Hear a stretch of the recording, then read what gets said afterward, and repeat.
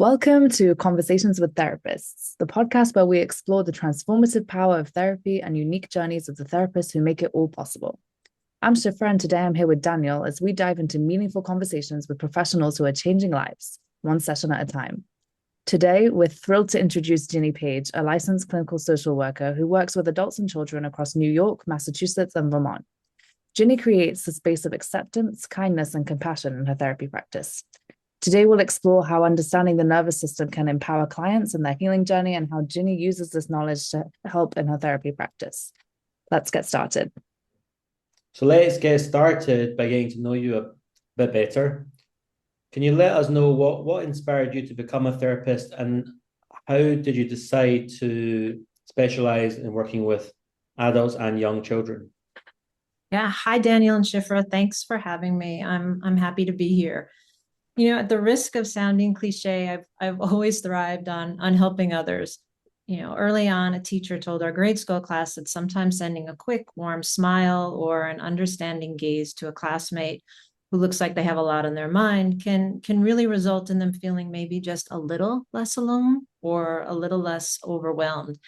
And that was a message that stayed with me. I've experienced the power of this on, um, both the giving and the receiving end throughout my life. Human connection can happen in such small and really powerful ways. And again, that's a message I took with me throughout my life. And growing up, I knew my career would be supporting others in the capacity that I do today. Prior to becoming a therapist, and as I supported myself throughout my education, I really enjoyed customer-facing roles where I could connect with others who needed my help and support.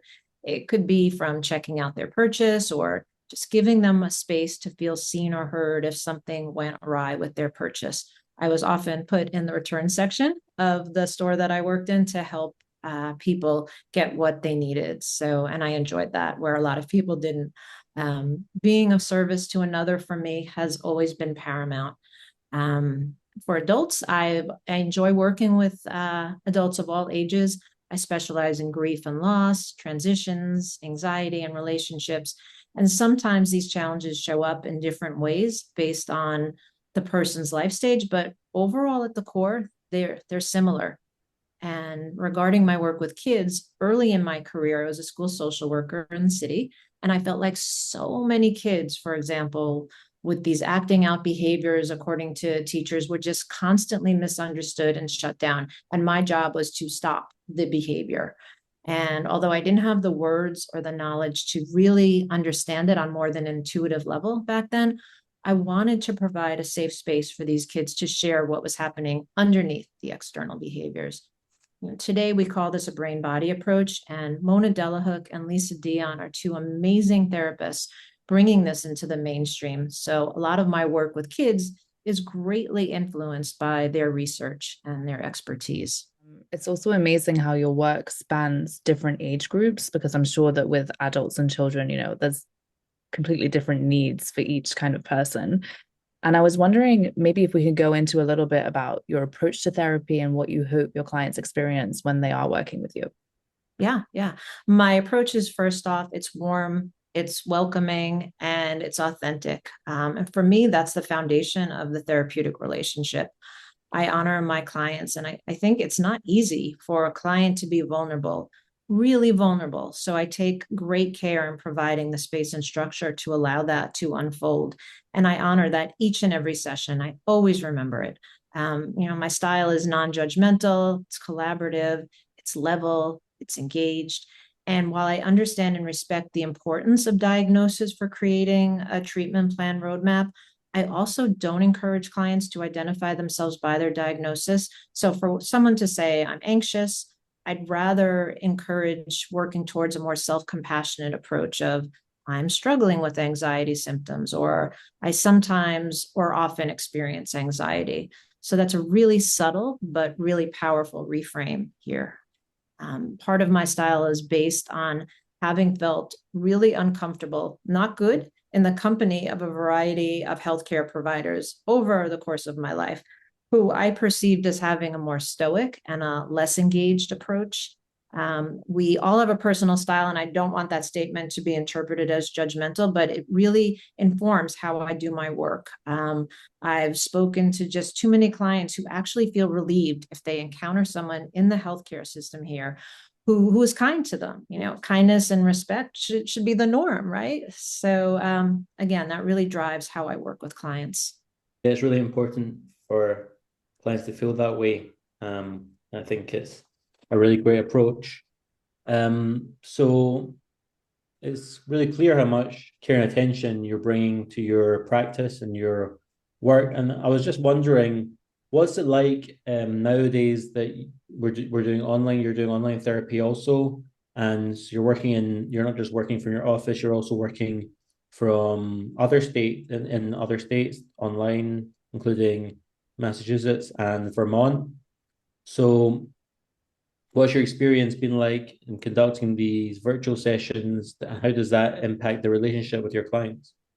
So having a virtual practice has been hugely successful for my clients, for logistical, for emotional safety reasons. I think as long as the person can find a private space for sessions, it can be a really great experience. It usually is a great experience. Actually, it's always a great experience. My clients have shared that they've experienced deep levels of healing when they're able to process from home, from the safety of their home. And that often can result in increased confidence out there in the world, interacting with others. So, wonderful connection can occur virtually. And in my experience, truly as meaningful as face-to-face sessions. Virtual sessions are a different experience from face-to-face, and that's okay. I don't think it needs to be one or the other. And I encourage people to stay open to virtual if they haven't tried it. The therapy landscape has really shifted a lot over the past years, and there's a reason that so many therapists offer virtual services. It works for so many. And being licensed in 3 states allows me to extend my reach to more people who need the support. So I'm really thrilled to be able to do this. And your EMDR therapy, is that something you also do over the internet? Yeah, and I'm actually finding that I'm having more success with EMDR. EMDR is hugely successful anyway, but when people are able to really do this from the comfort of home, let's say they have a pet that is giving them some comfort, or they have a blanket over them, or something that really gives them a lot of comfort, a blanket on their lap, a cup of their favorite tea. It really just helps to make that environment feel safe for them also. So yeah, very much so. Right. I think I really just like relate to the last two kind of answers you gave. On the one hand, I think I've also noticed, also for myself, I know that people, go sometimes to healthcare providers and it's just not a personal experience, which is really hard, or you feel dismissed, or there's so many different ways. So that is deeply important. Also, in general, just having a space where you can kind of be on your own schedule when you go to have therapy and that you're in your own home. I think that's just like, it's a different experience. So I hope people are open to both. I think also, if we kind of shift gears a little bit now, I'm really excited to hear about this and learn about this. But I know that one of the core areas of your work is the nervous system and its role in mental health. Yeah. So if you could give us a brief overview of the nervous system and how it shows up in people's everyday lives, that would be great. Yeah. Great. So our nervous system has 3 responses or states. And the first is a sympathetic response. This is that fight, flight, or freeze state that a lot of us are familiar with. When we're in sympathetic, we're in a state of hyperarousal. And that sympathetic state is activated when danger or challenge is perceived. So our heart rate and blood pressure increase, our muscles tense to allow that fight or flight response. So you might feel anxious, that increased heart rate. You might feel aggressive, hypervigilant, irritable, or dissociated as well. The second state is called the parasympathetic or dorsal vagal response. And this is the opposite. It's the collapsed state. So we're experiencing hypoarousal, and the dorsal vagal state is triggered when we feel trapped, hopeless, or helpless. We sort of give up, and it causes us to collapse or withdraw from the world. So if you're hypoaroused, you might become immobile, shut down, numb, depressed, or dissociated as well. And these symptoms of dysregulation will arise depending on how we perceive an upsetting or traumatic event. Some people will jump into action, others will shut down. And maybe yourself, just depending on how you're responding that day, you'll have one or the other reactions. So I often show my clients a chart and ask them to share how their nervous system generally responds to stressful situations. So now, according to polyvagal theory, we have a third response or state that's called parasympathetic ventral vagal response. And in this state, we're regulated. We can let out a nice, relaxed exhale, and regulated looks like grounded, calm, present in your body. You can think and communicate clearly and logically, like you're just really feeling good. And ventral vagal is the optimal state of well-being, and it enables us to have connection with others. We can have effective communication. We can emotionally regulate. Polyvagal theory states that our nervous system is constantly scanning the environment for safety or danger without us being aware of it. This is all happening behind the scenes for most of us until we start to become aware of it. But this actual sort of scanning of your environment for safety, let's say when you meet somebody, this happens as well, where we're figuring out, are you safe? Are you not safe? That's called neuroception. And it's just something we automatically do. We're taking that person in and just assessing, is it okay to be with this person? Our nervous systems are sort of talking to each other. Are you okay? Are you okay? I'm not sure. And it's a pretty fascinating process to watch once you're aware of it. So look out for it next time you're meeting somebody. So, and one last comment on ventral vagal. You might think that the goal is to stay in ventral vagal all of the time, but it's not possible to stay indefinitely in ventral vagal. So our work in sessions really helps us learn to be aware and learn to flow between these three states, not pushing things down, just learning how can we move between the three. Mm-hmm. Yeah, so that's really, really interesting what you're saying. A great explanation. And I remember a few years ago when I started to do some kind of feel my body more, some meditation. I remember I started to feel these states more in my body. I didn't really recognize it was in my body before, and I started to feel these states more. So for others, people who are listening, you start to feel into your body more, and you start to feel this. That could be the nervous system, right? That could be what they're feeling in their body. Let's say tension. If they feel tense, or they feel the tension kind of dissipating, that could be they're actually feeling their nervous system, right? Yeah, becoming aware of it, becoming aware for sure. And what could cause people to, go into those dysregulation in the long term? Let's say somebody becomes dysregulated all the time.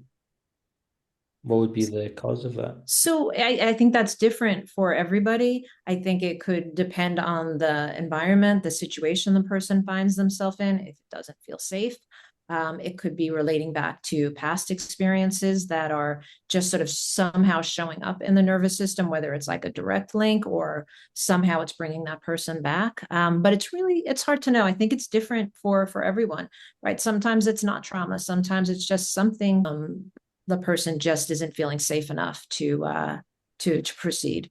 And again, a lot of this is happening underneath. It's all what we see is the dysregulation on the outside, but what's going on inside is different for everybody.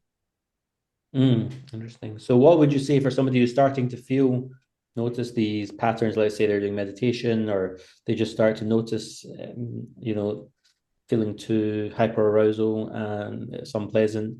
How could they, what would you recommend for them, and to learn more, I guess? And what are some practical strategies that you would recommend for them?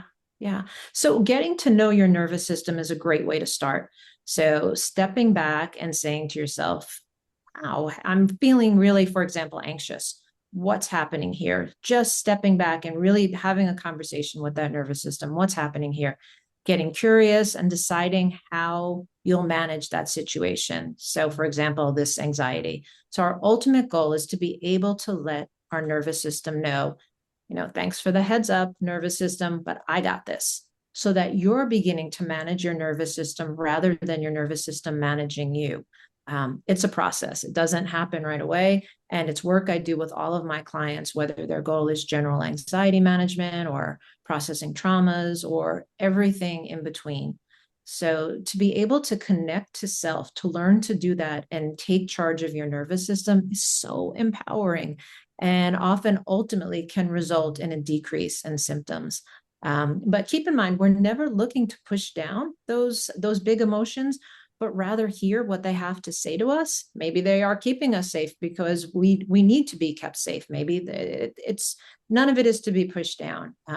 But basically, we want to assess what that means to us, including any action steps needed, and then allowing this emotion, in this case, anxiety, to move through.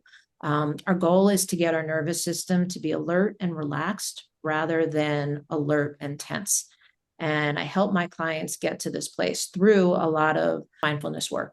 So a caveat here, don't ignore those physical symptoms because they can be a part of a trauma response, or maybe there's something medical. So get that checked out. Always go medical first and make sure you're in a good place with that. So let's talk about mindfulness, a really important tool that helps us get that regulated nervous system. So mindfulness is defined as using the 5 senses to bring yourself into the present moment. So mindfulness isn't limited to meditation and breath work. I think that's a common misconception. There are so many ways to calm and self-regulate. And so many of my clients come to me feeling like they've somehow failed at mindfulness because they just don't feel capable of meditating. And that's not the case at all. So what I do is help my clients identify quick, easy ways to access that present moment. Because when we can do that, be in the present moment, it can really slow things down. It can lessen anxiety. It can lessen anger, fear, any of those emotions. So beyond the basics of grounding techniques, such as noticing your breath and visualizations, again, we have so many ways to engage in mindfulness. It could even be walking, noticing that experience, putting one foot in front of the other, noticing each step of a task like baking bread. You could be listening to music and really taking in each note, really slowing down that experience, listening to a podcast, smelling a scent that you like, even folding laundry, just slowing down and being in that moment, noticing your feet on the ground. Being able to do this and knowing there are ways to move through those moments over time can really create a sense of empowerment. And another way to practice mindfulness is by activating the vagus nerve, which is the nerve that runs from the brain to the large intestine. And it has so many jobs in our body. But for our purposes, we're concerned with activating the vagus nerve, which will in turn slow the heart rate and regulate the nervous system. So I have a lot of great, easy techniques that I share in sessions with my clients, even splashing water on your face, drinking water, and engaging in movement will activate that vagus nerve. And my clients know that after each session, that's usually what I'm having them do to transition out of session into their day, and also just to reset their nervous system from the work that's happening. And that can happen within session as well. So there are just things that can be going on ongoing. So, the beautiful part of this work is that over time, clients begin to develop a knowing that these big emotions will pass. They can say, all right, I can manage this. I can handle this. There are 2 powerful positive beliefs that we begin to hold. And it just starts to happen naturally. And a knowing, or I should say an allowance, that big emotions will come and go. And there's a really great power in knowing this because it puts us in the driver's seat, not in a controlling way, but in an empowering way. So we can learn to be okay sitting in that temporary discomfort, learning to self-soothe in a healthy manner, and accepting support from others. So developing that and knowing that, that you can manage it is really powerful. And it has the potential to change your whole perspective on life. So, but I do want to share that I'm a talk therapist and a certified EMDR therapist. Mindfulness is a wonderful tool that I use with many of my clients, but in my experience, it doesn't cure trauma or upsetting experiences on its own, but rather it works hand in hand, especially with EMDR therapy, to help really heal and move through those upsetting, traumatic experiences, helping them to integrate. And talk therapy supports this healing as well. Yeah, I'm wondering if we could go a little bit deeper into that. We see the emphasis on it, especially from like your previous answer, is sort of how you emphasize sort of both practical tools and the emotional tools. So obviously like doing mindfulness plus doing the deeper trauma work like EMDR, and I guess getting to the root cause of the issue. Mindfulness, I guess, is going along hand in hand to kind of help you get to that point. So I'm wondering if you could just maybe go into a little bit more and share about how mindfulness works hand in hand with EMDR, and how it supports healing. Yeah, sure. So EMDR therapy works on a dual awareness that we learn to cultivate in session of being in that present moment, really being present as we look back on a past upsetting or traumatic event while we're incorporating some sort of bilateral stimulation or BLS, such as eye movements, could be tapping. Mindfulness serves two really important purposes in EMDR therapy. So remember, mindfulness is defined as using our five senses to bring us into the present moment. So the more that we can tone that mindfulness muscle to manage those big emotions that come up, that anxiety, that fear that's showing up when we're out and not really sure how to manage it, the more we can tone that muscle, the more we can be present because it brings us into the present moment, deeply present, so that we can be there for the EMDR therapy reprocessing. That's going to really help move through those big emotions. So EMDR therapists believe that when something upsetting or traumatic happens to us, that our right brain holds on to it. Our right brain is always scanning for safety to see, is this okay? Am I okay? When something traumatic or upsetting happens to us, that right brain is going to hold on to that, sometimes even past the moment of danger. Once that passes, it gets stuck. And this happens for all of us. Sometimes things just get stuck. So the work of EMDR is moving that from right to left brain. It's the mindfulness of being in the present moment with your therapist as you're looking back, almost as if you're watching a movie of that, as you're doing some sort of bilateral, is what helps to move it through. So it works in dual ways. There's a lot of people, they feel overwhelmed by the idea of addressing trauma. They feel, just going back to these moments is painful, and they don't really want to go back there. But it's comfortable to know that they can use these techniques to kind of, even if they do bring up these painful thoughts, they can reprocess it, and they can also soothe themselves with mindfulness. Before we wrap up, I was wondering, is there anything else apart from this that you wish people knew about therapy and this healing process that you've been describing? Yeah. Healing happens. I think it's important to settle in. So many times clients come during intake and the first question is, okay, how many sessions till I'm out? Whether it's EMDR, whether it's talk therapy, how long is this going to take? And I would encourage, anybody who's starting therapy to just settle in to it and stay open to the process of it. And let it unfold.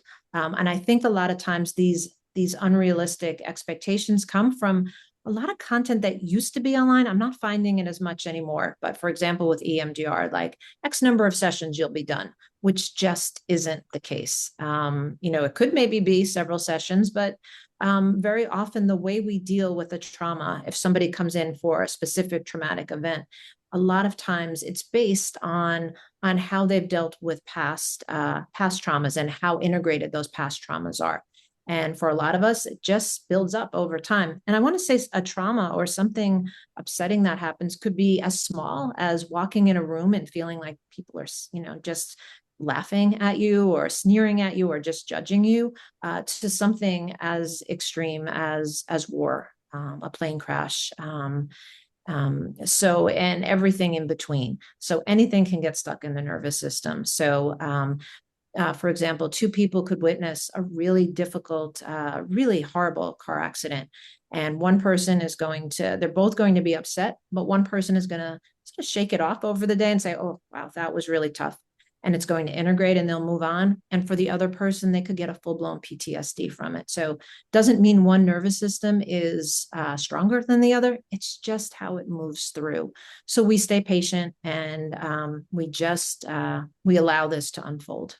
I think what I love about what you said right at the beginning there, you said healing happens. I feel like that should be like a mantra that people, stick and, they can really like look to, because it's true. I think we try and put a lot of time stamps on things and say, okay, this is when I want to be better and this is how it's going to happen. But really, like, every person is an individual, and it's really important to hear that healing isn't just about like perfection and getting to the right place like instantly, but it's also about like the journey and how you get there. And it's gradual. It's not like you wake up one day and you say, okay, I'm all better. It's gradual, and it needs to be assessed and looked back on. Okay, well, where was I at this point? And now here I am now. And also remembering all that is. I think as humans, we're programmed to notice everything that isn't, everything that's wrong with us. And not taking into account, all that is in our life, even if it's just, wow, I woke up today and I'm breathing and I'm alive and I can get up and I can walk and I can, do what I need to, whatever that means to you. But always finding something to remember what is can be really powerful in helping through really difficult times. Yeah, it's and just step by step. It's moment by moment. Giving yourself grace also to know that, if something is very difficult for you and you got up that day, maybe you didn't do everything you wanted to do, but you are taking the steps. Maybe, maybe you could have just not done that. Maybe you could have just not, washed your face or not had breakfast. You're still taking care of yourself in that way. And I know a lot of people might feel apprehensive before they get help, maybe because they're not so sure what their trauma actually is, or maybe they know that there's a problem but they don't know how to verbalize it. There's so many like obstacles that could stop you. So I was wondering maybe if you could share some sort of insights with the listeners who might be considering therapy but they're unsure about taking that first step because there's a part of them that feels scared. Yeah. I think first off, it's knowing that you are worthy of having a peaceful life and you're worthy of healing, even if it doesn't feel true in that moment to you. I think it's important to choose a therapist who you feel good about, even if you're anxious or fearful or angry, whatever the emotion might be about beginning that journey.